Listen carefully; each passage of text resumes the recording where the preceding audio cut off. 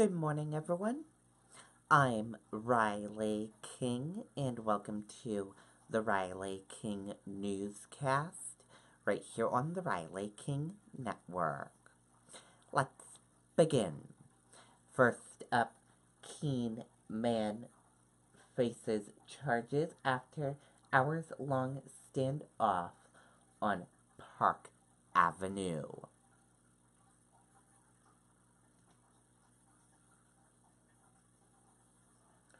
Let's take a listen to the video from WMUR,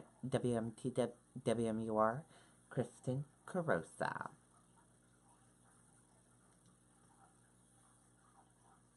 Every day is tax-free here at Ippolito's Furniture. No matter what you spend, no matter where we deliver. Other stores offer a twice the sales tax discount, but you still have to pay the sales tax, but not with you. A large portion of Park Avenue in Keene was shut down Monday. Officers focused on house number 10. There was a disturbance there that we got reports involved some gunfire. Police made contact with the tenant inside who made his way out, but their suspect, 25-year-old Justin Cole, refused to cooperate.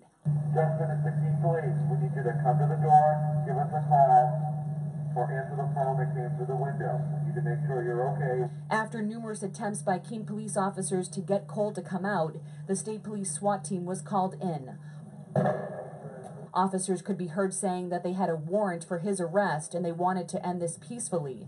By noon, Cole had surrendered. It seems like an isolated incident to that house, and fortunately it ended peacefully. Cole faces at least one charge of felony reckless conduct and is being held on cash bail. Me and some other people were praying for the gentleman, praying that, everything would end peacefully. Neighbors thankful no one was hurt. It wasn't a hostile environment. It was calm, where we could be out here, see what's going on, and not have to worry. It's nice to see that they handled it so well with their training. Now, as you can see, Park Avenue has been reopened, but this remains an active investigation. Justin Cole will face a judge tomorrow. We're live in Keene tonight. Kristen Carosa, WMUR, News 9. Okay, and there you go on that video and that report.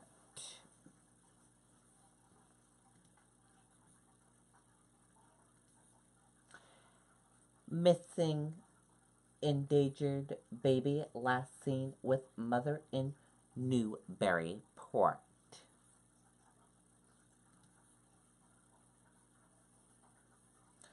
Let's take a listen to the video from WCVB Boston.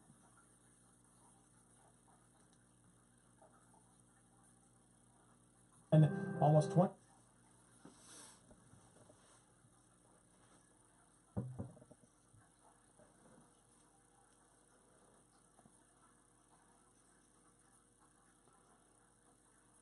Name is Chantel Van Voorhees. She is 15 years old and her son Jacob just 4 months old. Now, police are worried because they say the mother left without a diaper bag, without medicine for her son's ear infection, and without special formula.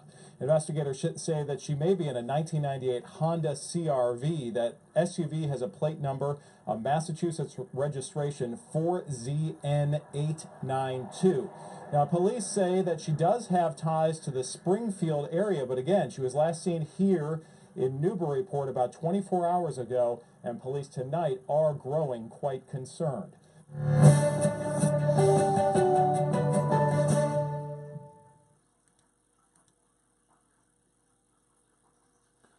Whoops. Sorry about that, everyone.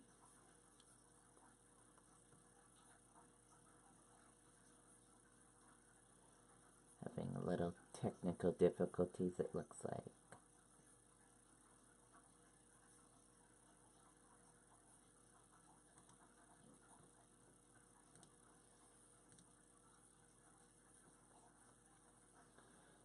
Something happened. At Mahoney's, we understand the importance of crafting beautiful outdoor spaces. This spring, let us help bring beauty into your home and garden. Said that this mother disappeared with her young son almost 24 hours ago now. They were living here. We're in Newburyport, as you mentioned. This is a social service agency that, among other things, helps teen parents. Police tell us that she left with her son around 2:30 this morning. Now, we do have a picture of the mother. Her name is Chantel Van Voorhees.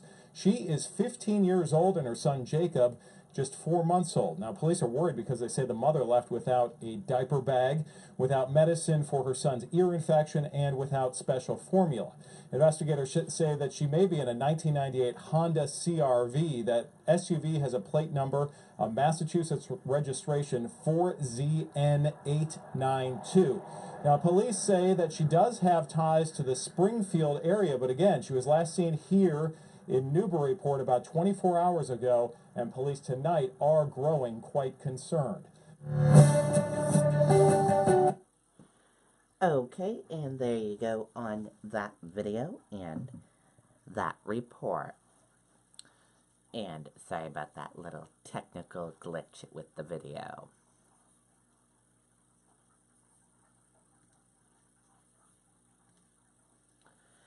Mainers send well wishes to former President George H.W. Bush.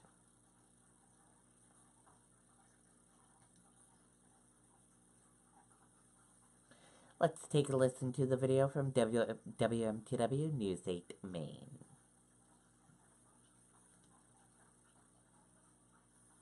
Fishing, love it every day. The biggest country stars. Play on Maine's #1 country station. 99.9 The Wolf. President Bush was admitted to the hospital Sunday morning just a day after laying his wife of 73 years to rest. Tonight he's in intensive care battling an infection. His spokesman says it has spread to his blood, but adding that he is responding to treatment. Of course, the 41st president and his family reside in Houston, but consider Maine their second home. Kenny Bunkport, a place where they made so many wonderful memories as a family, and a community that tonight is once again filled with concern about somebody they consider one of their own. We spoke with the former owner of a video store in town who says he has so many fond memories of the Bushes, one of which he shared with us. Take a listen. I've met George Bush for the first time personally when I first opened my video store here in Kennebunk. On the night that he was elected, in fact, when he was flying up on Marine One to land over at St. Anne's, he called up to Save Aside Broadcast News. They are such wonderful people, and it was so sad to lose Barbara. Well, the whole community thinking of them. Many people we spoke to tonight wishing the former president a speedy recovery. Okay, and there you go on that video and that report. And we wish for him to have a speedy recovery as well.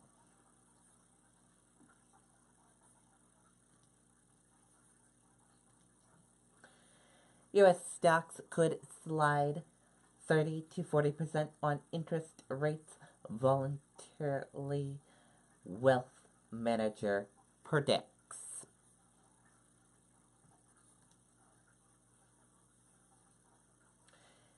Interest rates voluntarily could be a real strangler for U.S. stocks, and investors may be ill prepared to handle potential steep declines, according to a wealth manager. U.S. stocks could see 30 to 40% slide over time, according to Rand Michael, executive director at Cruise Wealth Advisor.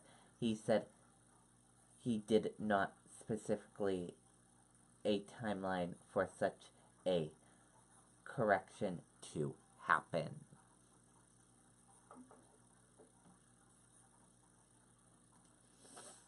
Ten dead after van hits pedestrian, driver in custody. Police.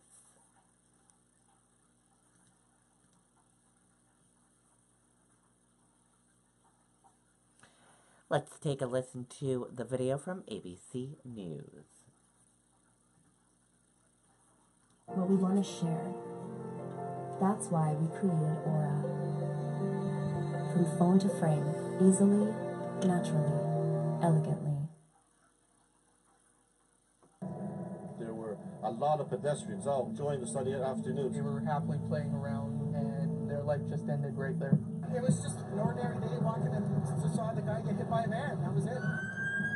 A sunny spring afternoon, interrupted by screams, chaos, and carnage.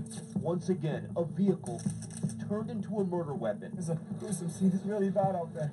I couldn't believe what I seen, man. It was like, oh man, everybody, all these people on the streets getting hit one by one.